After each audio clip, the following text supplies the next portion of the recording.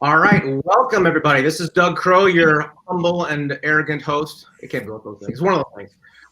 For our live stream today. And this live stream is very, very near and dear to my heart because I don't have to memorize anybody's bio because it's the same guy. He just has his twins here. Welcome to our show, the two Jeffs. We have Jeff Standridge and Jeff Amerine. Amerine. You were close. Good enough. Amerine. What nationality is that? Well, listen. It actually stands for Am-Rhine, and the people were not real smart. A couple hundred years ago, there are people that live near the Rhine River, Germany and Switzerland. So Am-Rhine. But my wife likes Amerine. She thinks it sounds cooler and more exotic. Amerine, yeah. And then when I try to call you from my voice command in my truck, I have to say it like that in order for it to actually call you. Yeah, El Jefe Amerine sounds like I should be running a drug cartel somewhere. Yeah, no, I watched Inglourious Bastards again the other day. I love the Italian accent there. Arrivederci, right? So we have Amerine. Works. Very good. But we're not here to talk about movies or your beautiful last name. I want to talk about something very important, which is your amazing upcoming book. Actually, it's launching today. And before we get into your book and all the benefits, I want to hear about 30 seconds a minute about you two guys. So go ahead and tell the audience about yourself. Yeah. So I'm a serial entrepreneur by affliction, I guess. 9 tech startups over a long career, 3 Fortune 500s, some time at university tech commercialization, and the last 13 years running the Startup Junkie Enterprise, which is an entrepreneurial support organization. Also an active investor, but a lot of life experience. Some people would say it's a clear case of undiagnosed attention deficit, but there you have it. That's me. All right. And I've known you for a bunch of books here. Yeah. So I come to the world of entrepreneurship and innovation from the world of what I call entrepreneurship and change, being a change agent. So I worked in the same corporate organization for almost 20 years, was hired there as a change agent consultant, got into entrepreneurship, which is defined effectively as doing entrepreneurial things, but with the safety net of a corporate salary. Mostly, what I was risking was my reputation, right? And so I had the opportunity to start and acquire and lead companies on 5 continents. 21 different company acquisitions in Europe. Started a ground up operation in Gdansk, Poland. Started a ground up operation in Nantong, China, and then acquired a multi-location operation in the Middle East, Saudi Arabia, Dubai, and then in Porto Alegre and Sao Paulo, Brazil. And so about 4 years ago, almost 4.5 years ago, even before that, started co-investing with Jeff Amerine through a couple of different funds, and a fund he had, a fund I had, and some other funds. And then about 4.5 years ago, retired from my corporate gig and launched effectively another division of Startup Junkie Consulting, which Jeff leads and has for 13 or so years. I started The Conductor, which is same team, same organization, just in a location about 2 hours away. Wow. Okay. So, folks, you want to pay attention, because if anyone needs to find out about starting up an operation or maybe M&A work, want to buy something or sell something, these are the guys to listen to. So I want to talk to you today about your new book. Anybody have a copy of it there? You got one? Sure do. Yep. Show them a picture of that. Look at that. We both have one. Look at that. Creating Startup Junkies. So you guys are basically drug dealers for startups. You want to create more junkies to be addicted to starting thing. What about finishing? Well, finishing's important too. But it's anything good starts with that creative spark that gets something off the ground. And that's where we spend. Go ahead, Jeff. I was just going to say, that's where we spend our time today, is inspiring and empowering entrepreneurs, aspiring entrepreneurs, innovators, and makers to really foster that creative spark and help them start their companies and help them scale their companies. Right. I had some friends in the West, in the left coast, in the Silicon Valley, and I was really intrigued when Jeff first told me. I can say Jeff won. When Jeff won first told me about your title about being, startups in was it uncommon places, unexpected places, yeah. I'm like, yes, we definitely need that, because my friend that was over on the left coast in the Silicon Valley for those 2 decades, it basically they basically destroyed his soul. You know, he was like actually trying to do the good things for good people. It's like, no, it's about who you know and who you can screw. So I'm very interested to know about you've got like a Midwestern twang here, Jeff one. Mm-hmm. Jeff Amerine, where are you from? I was actually a military dependent, military brat, so all over the place. I've lived all over the country and the world. So you're not going to pick up as much Ozarkian from me, but if you need me to turn that on, I can. No, it's good. We got Standridge for that. Like you can put on any accent you want. You know. So what about this different places? I made fun of Silicon Valley. What about you guys? You obviously all over the place. What's the essence of the book Startup Junkies, and how does it apply to being not in Silicon Valley? I guess. Well, the whole idea behind that is it's possible to build incredible new companies, not in the places that we all associate with the startup scene. So not in Silicon Valley, not in New York, not in Boston. And how is it possible? Well, it's possible because we proved it over the course of the last 13 years that it was possible. And there's some unique elements from people in the center of the country that have really strong work ethic, that are kind of steeped in fundamental economics of treating their customers right and understanding how to build a successful business. And we kind of captured that. And part of the reason why we did was because it's a very strong play for economic development. If you can build something locally rather than recruit something in, it's going to stick, and there's going to be economic vitality that will follow. This all makes total sense. From everything you said is logical. You can't argue with it. It makes total sense. And my guess, and if I'm wrong, please tell me, is that like a lot of the startup money doesn't see this. They just go to the shiny objects out west or out east, right? Historically, I mean, density does matter, but you're right. Historically, it's been on either coast. Well, and it's one of the reasons that Jeff and I also started Cadron Capital Partners and some of the other investment we've done. There are bargains to be had here as well. Yeah, the density of money is going to the coast, but the valuations are going with it, right? And you know, we think that there's some really good opportunities here, and have invested in some good opportunities here in the heartland, so to speak. Mm-hmm. Okay, so take me an example of one startup that would be, unexpected or slightly surprising, and people go, "Wow, I want to find out more about that." Well, Walmart's a good one, right? Yeah. Come on, that we don't know about. Yeah, I got you. There's so many that we could talk about, but I'll give you one example that's kind of top of mind that's based here, and it's kind of a cool story because it fits in with agriculture and farming and all that. Acre Trader. Acre Trader is a platform started by a guy that was from Arkansas that also ran $1 billion fund on the West Coast. He came back here and he said, you know what? People have been buying and selling productive farmland the same way probably since the founding fathers. Why can't we make that an asset class where you can fractionalize it like a condo, and people can buy a fraction of a productive farm and get both operating revenue and capital appreciation associated with it? So he's built this platform called Acre Trader, based right here in Fayetteville, Arkansas, that's really disrupting that asset class. That's one example.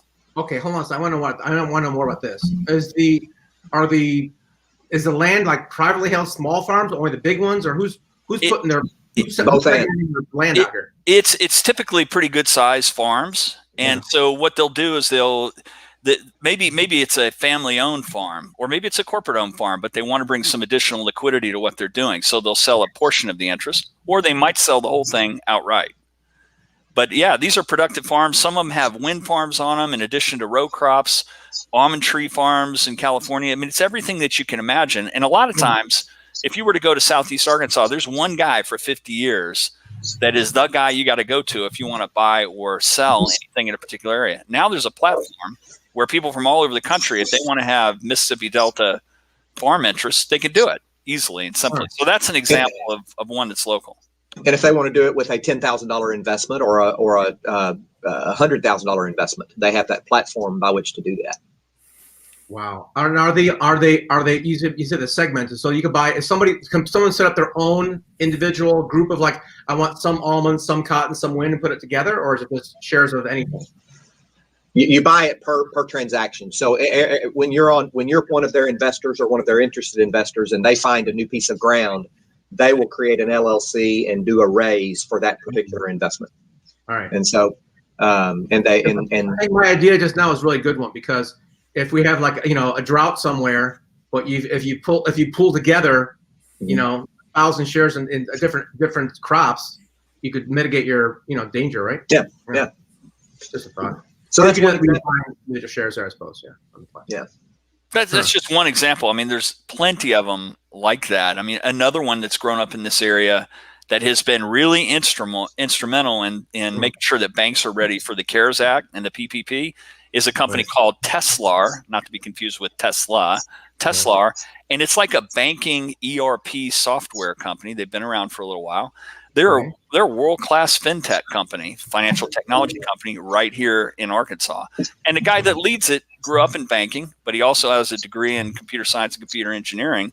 And so he's got kind of a unique advantage for addressing those sorts of solutions that really make banks more productive.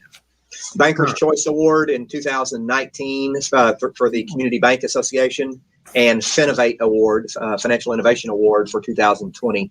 Scrappy entrepreneur, companies growing 80 to 90% per year, and I spend quite a bit of time with the entrepreneur there. They're doing great work. Huh. Okay. And just give me a little more detail. I'm just curious about. Was it just as an online bank, or what is it? What do they do? No, what they've done basically is they've assessed the core systems, the 2 or 3 core systems that most banks use, and they found the gaps in capability and automated those gaps and positioned themselves as a bolt-on to those 3 core systems. Okay. So you've got for instance, global cash flow or construction loan draws that loan officers are still doing on a spreadsheet or a back of a napkin, right? And so they've automated those processes and integrated them with the core systems as well. So Teslar, Teslar software. All right, check it out, folks. Could be a good one. Those are 2 examples of 1,000 that we deal with a year. I mean, the interaction that our organization has is we probably have 1,000 client engagement meetings, one-on-one mentoring meetings every year. We could talk for hours and hours of the businesses that are growing up or that have moved here that we're helping grow that are across the spectrum. We've got companies that are dealing with high temperature, high power electronics, stuff that's going out into space. We've got kind of basic mom and pop restaurants and everything in between. It's very vibrant small business and startup scene. So tell me more about how this relates to the book now. The book is titled "Creating Startup Junkies." Is this a how-to manual how to become a junkie for startups, or how to get involved with funds, or what? Well, yes, and I mean it's kind of a model that's a book that's intended to give both the inspiration and the toolkit that if you're in a chamber of commerce, or if you're in a institutional higher learning, or if you're a city mayor, or if you're in anything associated with economic development, or you're a successful entrepreneur and you want to create something that's vibrant, that is going to be lots of new business starts, this is a template for how to do it. And it's 4 fundamental pillars we talk about: talent, creating and securing capital, entrepreneurial culture, and then community engagement. The whole premise is, how do you assess where you are on those 4 pillars? And then how do you take action to move that entrepreneurial ecosystem forward?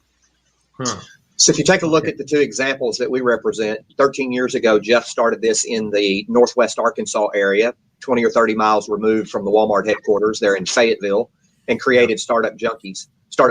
And then about 7 or 8 years later, we took that model. So the metro area where Jeff Amerine and his original team are, it's the 2nd metro area of the state. The first being obviously the Little Rock capital city metro area, and then of course the Northwest Arkansas metro area. We took that model, and using the assessment mechanism that we've created in the book called the Venture Ecosystem Building Canvas, Jeff and his team partnered with the university and did a 7 or 8 month assessment of our area. What are the assets that we have? What are the talent assets? What are the human capital assets? What are the financial assets? What are the technology assets? And then we took that model and created the Conductor, which is kind of a right-sized clone relative to our assets, and launched it in 2016 in a community of 65,000. Right. So we now have 2 examples, and increasingly we're being called on to communicate and consult with other communities that are looking to try to do the same thing. So if I'm a chamber of commerce or a business development person in Detroit, I might want to buy your book. Of course. Absolutely. Or if you're in, the Upper Peninsula in Michigan, in a place that's got 75,000 people, and you want to figure out, could we do something like that here? You can. And that's what we've, that's kind of what we've proven. Our model is very much like, if you were to take a McKinsey consulting operation and combine it with an event management company and say, the point is we want to have lots of new starts. We want to have vibrance. We want to have a greater survival rate of early stage business. We provide that kind of template. And as an entrepreneurial support organization, the business model is unique in that we're third party funded. We don't charge our clients anything. The startups, not a cent. We're funded by the federal government, the state government, foundations, universities. And the reason why is because there's measurable outputs and outcomes that show that economic vitality in terms of new ventures, jobs created, patents created, all the kind of stuff you would typically measure can happen if you use this kind of model. Wow. And entrepreneurs, below about $10 million in annualized revenue generally don't have the capital to spend on $500 an hour consultants, right? And so we find those institutions, organizations, NGOs, and others who have a vested interest in fostering and nurturing economic development and new starts and new creations, or the commercialization of technology, and partner with them to fund these experienced consultants who can then come in and sit down and provide coaching, consulting, mentoring, technical assistance, training, et cetera, for these entrepreneurs and aspiring entrepreneurs and inventors. All right, so you guys are in Arkansas. Where's the next hot place? Where should people go if they're gonna move? Arkansas. It's a good place. There's lots of good places in the center of the U.S. The thing that's pretty attractive about where we are in Arkansas is it's a affordable cost of living, great quality of life, a lot of outdoor amenities, increasing cultural scene, and so you can just live a great life here and have a lot of the metropolitan amenities that you would typically associate with a bigger place, and also be 5 minutes from world-class soft surface trail for your mountain bike. And there's lots of places like that in the center of the U.S. and people are nice and welcoming. Yeah, absolutely. Not a lot of sharp elbows and cutthroat players down here. I seen Jeff's fake posts on Instagram with all his bike stuff on there. It's really good. And you can look at mine, Jeff. I rode the same trail in Charleston for about 8 months during COVID. I'm like, oh my God, I'm so bored of this trail. Looking for something new. And I took my bike into like the mountain trail area, but Charleston's a swamp, right? So it's all mud. I hated it. I need actual mountains. Yeah. I'm scared of mountain biking. I'm afraid I'd kill myself, so I do road and gravel. So that's much better. All right. So other than going to Arkansas, which maybe some people are appeal to them, maybe not. Let's talk about the right now situation, 2021 now, with the remote world that we live in. Is there a new blueprint or an adjustment to the blueprint of creating these ecosystems with a remote world? I actually think it's a yes and scenario. So as an example, there's plenty of places that have said you can keep your ties to whatever operation you're involved with in Silicon Valley or New York, but live 30 minutes from Moab in Utah, or live in a nice college town somewhere. Or the Canadians have got it right. They're really advocating for Nova Scotia, beautiful area up there, Cape Breton and the Main of Nova Scotia, very remote, not that heavily populated, nice amenities. So the digital world and high-speed broadband access have democratized everything that we do, to where if you're in a high-skilled, high-tech type of job, you can be anywhere. Now, for places like us, we want it to be yes and. Sure, keep your ties to those major metros. Come here and do some things. But while you're here, build something interesting as well beyond that. So the idea of being a bedroom community is dead. Everywhere is a bedroom community and a remote work community at this point. Right. Well, and it does also issue a compelling call to action for communities like mine, is that yes, we could capture some of those folks who are looking to live in a higher quality of place location, but we could also lose the ones we have if we don't ensure that we're focused on quality of place, right? That we're building those amenities, that we're building those outdoor opportunities, that we're creating a cool entrepreneurial look and feel downtown culture, et cetera. Yeah. What's the biggest challenge you guys have seen when people take a look at this formula, this blueprint? What are they saying that's is holding them back from doing it? Let me take a stab at that, Jeff, and I'd love to hear your thoughts. I will tell you, any group that I speak with about doing what we've done in unexpected places is there are really two things: convene a group of committed change agents and get them all to achieve consensus on what is needed as the first starting point. And don't start with a building, or start where you are is what I usually say. And what I have found is in some communities, you've got some people who believe you need a cool co-working space, and other people believe you need entrepreneurial programming, and other people believe you need a maker capability. And so, start where you are, get a group of committed change agents together, gain consensus, and then build a plan to start working from there. If you start with a building, then what I have seen is you spend 80% of your time trying to fundraise to keep the lights on, and 20% of your time doing what you actually set out to do, which is inspire and empower entrepreneurs. Yeah. You get that coalition of the willing, and you build community through a regular cadence of events and activities. And as they coalesce, then you'll know when it's the right time to put infrastructure in place, a building. Running events and that sort of stuff, particularly today, a lot of them can be virtual. That's cheap in comparison to millions of dollars on a building. The other challenge is you have to have somebody that is going to be a key champion or leader to run the organization. You can't kind of parachute in where it's like, well, here are the consultants with the briefcases and the nice suits, and they're going to do it. You got to take our template, and then there has to be somebody there that's going to be the key person to lead it. So, for example, we wouldn't have been successful in moving from Northwest Arkansas to Conway if it hadn't been for Jeff Standridge. He had all the connections. He was well respected. He was the right guy to build the base of activity around. That's really important as well. All right, so you got to find your linchpin, your Exactly. main person there. Okay.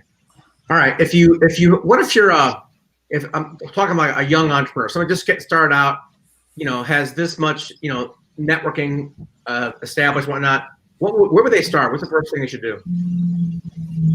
I would say they need to make sure if they're wanting to start a company, I would tell them what we tell all of our entrepreneurs is they need to make sure that the company they're going to start has a product or a service that fits the market, that there is a market need and people are willing to pay for the problem that they're trying to solve. 35-40% of all new startups and subsequently all new products fail because there are not enough people are willing to buy the product or the service at a price point required to create a profitable ongoing concern. So they're not solving a big enough problem. So we have our entrepreneurs spend a lot of time doing customer discovery to ensure a problem solution fit and then product market fit. Product market fit. That's beautiful. Yeah, one of my friends wrote a book on that. It's brilliant about the innovator's formula. Kind of like yours, not a blueprint like yours, but it was more of an in-depth thing. Your book on innovation. What was the title of the last book, Jeff? The Innovator's Field Guide. That's right. Yeah, that was really good. All right. That's good stuff. Okay, so a new person, get the education, get started. What about somebody who just is ready to bail, want to exit and sell, whatnot? Is there any values we could help them out with? Yeah, you're talking about somebody that's at a point where they built something and they want to figure out how to exit. Yeah, this is the type of thing where it's always good to start with the end in mind, so that when you get to that end point, you're not ready for it. So a good bit of advice we give is always build a business like you might sell it someday, which means you've got to have good documentation and good process, and you've got a good succession plan. And if as an entrepreneurial leader you figured out how to work yourself out of your own job by having an echelon of folks that work for you that could run the business without you, you're going to be in a position to sell it when the time comes.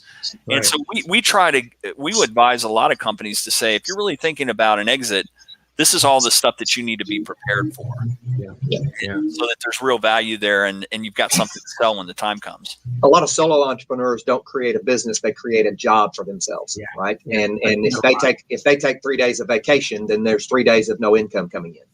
Right. And to Jeff's point, build that sustainable, scalable model where you're not in the day-to-day details. I believe it was Michael Gerber, who said, how much time do you spend working on your business versus working in your business?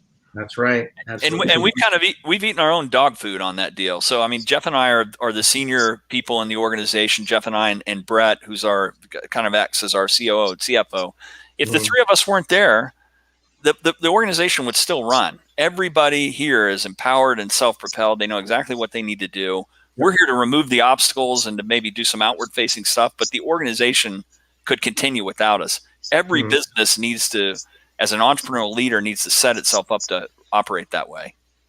Back to that, you mentioned that 34% of startups fail because they didn't have the product market fit. And I read something about a month ago that 90% of businesses who try to sell don't. They just close their doors. And it might be because of the things that they didn't set themselves up for properly. But a lot of it has to do with the fact that they're just too small to attract money. I've seen numerous examples of where somebody believes that they don't have a retirement. They believe they're going to sell their business for $3 million and it's going to be their retirement. But when you pluck them out of it, it's not worth $300,000. And so I sat here in this office and I believe there's a huge opportunity with this impending, silver tsunami of 10,000 people a day turning 65. That there are all of these small family-owned businesses that don't have a succession candidate. And I sat here with an HVAC guy who wanted to sell his company to two of his lieutenants. One had been there 8 years, one had been there 13 years.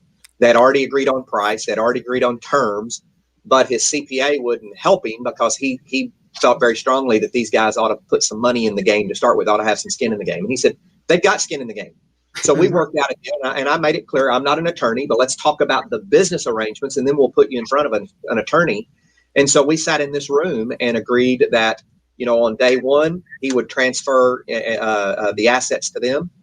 He would owner finance. They would keep him on for a consulting period of 5 years because he was 5 years from wanting to retire. That way he could continue to see in the business. His time commitment would graduate downward at year 2 and at year 3, 4, and then 5.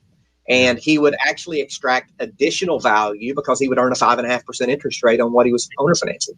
Yeah. So everybody wins. Okay, we package that up, take that to an attorney, and that's been 2 years ago. Spoke with a guy the other day. Everyone's happy.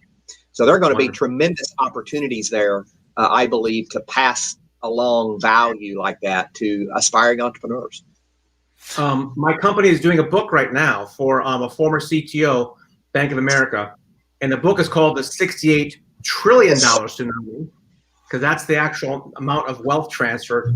The biggest wealth transfer in the history of the planet is going to happen in the next 10 years, right? So there's a lot of opportunity with guys and gals who are, hey, what am I going to let me give you some other stats why that's important to economic developers and to folks like us. Is that if those companies are being passed down to a second generation owner, 73% of them will fail. If they're being passed down to a third generation owner, inclusive of 80% of them will fail. So you think about the number of jobs. 99% of all employers and 50% of all employees in the United States are in businesses, just like you talked about. So imagine if 75+% of those businesses transfer and ultimately fail, how many jobs are going to be lost? That is a significant economic and entrepreneurial development issue for our country. Dramatic pause. I was really happy until that moment. Now I'm really depressed. Oh my God. I give Doug. I'll give all the money's away. All the jobs are going away. I'll get that place up in Maine. And we'll live off the land. Here's the other, maybe a little bit more positive way to think about it. It just, so as you think about it in terms of economic development strategy, Kauffman Foundation, which is the think tank on all things entrepreneurial based in Kansas City, has said in the past that 85% of all net new jobs come from startups and small business. Okay, so that's kind of point one. Point two is if you can get them to a 5-year survival rate, then they're going to add even more high wage rate jobs. So where we fit many times is in that 0 to 5 years of life, and we try to remove those failure points so that the success is greater and so that they're going to add more jobs. Now, here's the other thing. Economic development has historically been a win-lose scenario where you're trying to attract in large companies from elsewhere into a new area. That's like trying to buy a winning lottery ticket because you're competing against everybody else, and the odds are really kind of low that you're going to attract somebody in. It's important, but it can't be the only strategy.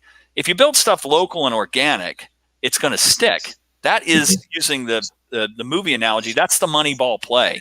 That's the increased on base percentage that's ultimately going to allow your area to win. And that's why we thought, I mean, if you were to think of one thing that's catalytic for why we needed to do this book, it's that reason. This is an economic development, economic empowerment strategy that can change the game for a small area. One more important thing is, until just very recently, urbanization is drawing the young talent out of these smaller areas into major metros. They've got to have a reason to stay, which means you need to build businesses locally that make it an attractive place to stay. And what we talk about in creating Startup Junkies is part of the formula for getting that done, ultimately. It's a good economic development strategy. Hold that book up again. I want to see that book again. Folks, if you're watching this thing, this book could save our country, for God's sakes. Startup Junkies. In fact, you're not allowed to buy, you need to buy 10 copies and give a bunch to your Chamber of Commerce, your other friends, and people in the business, so they can get the word out. The best 180 pages your mayor or your Chamber of Commerce or your local university will read. Right. What is the plan to get it into the government or the business development levels? Well, we have our forward was written by Congressman French Hill, who is our second congressional district congressman here in Arkansas, obviously in D.C. He is an entrepreneur himself, a financier and entrepreneur, has started and exited a bank. And he's, we have other connections because of the relationships we have with funding organizations. And so we're going to be putting it in the hands of key people around the country, particularly in the heartland, that we think need to read it and need to use the information and the tools that are provided.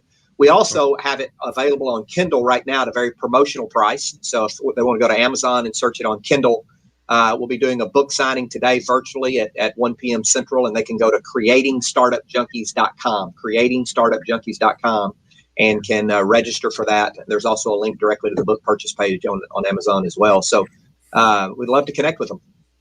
And we'll be offering a number of signs. Creatingstartupjunkies.com. At the virtual book signing, we'll be offering a number of free signed copies to a limited number of people that are on the virtual book signing. So, great.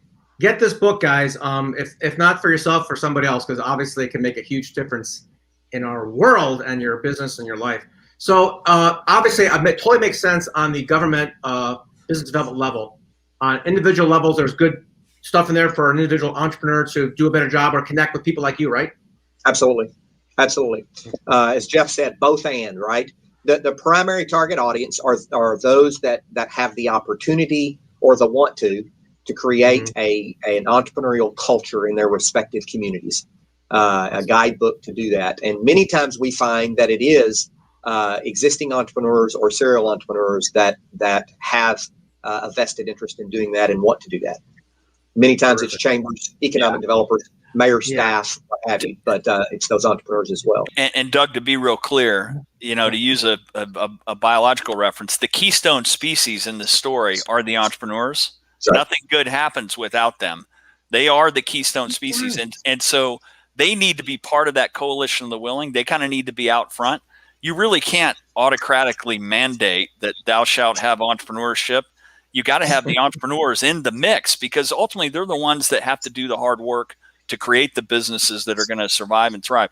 And we both come from that entrepreneurial. We understand the need for the creative spark. The idea is to wrap that fabric of the community and infrastructure around them so that they have a greater chance of being successful. Crops don't grow without sunshine and water and good soil. And that's what you guys are creating for the entrepreneur here, obviously. So, man, I love you. Well, we're excited about it. We look forward to connecting with people of like minds who are interested in creating Startup Junkies. Okay. CreatingStartupJunkies.com. You guys, I spelled it right. Good. Get this book. Share it with your friends. Share it with your Chamber of Commerce. And book signing today at 1 o'clock. If you're watching this on a recording, book signing's over. The website will still be up, I'm sure. Get the book. Absolutely. And it was great having you guys on. Thank you so much. Doug, thank you. Appreciate you. Appreciate it. You bet.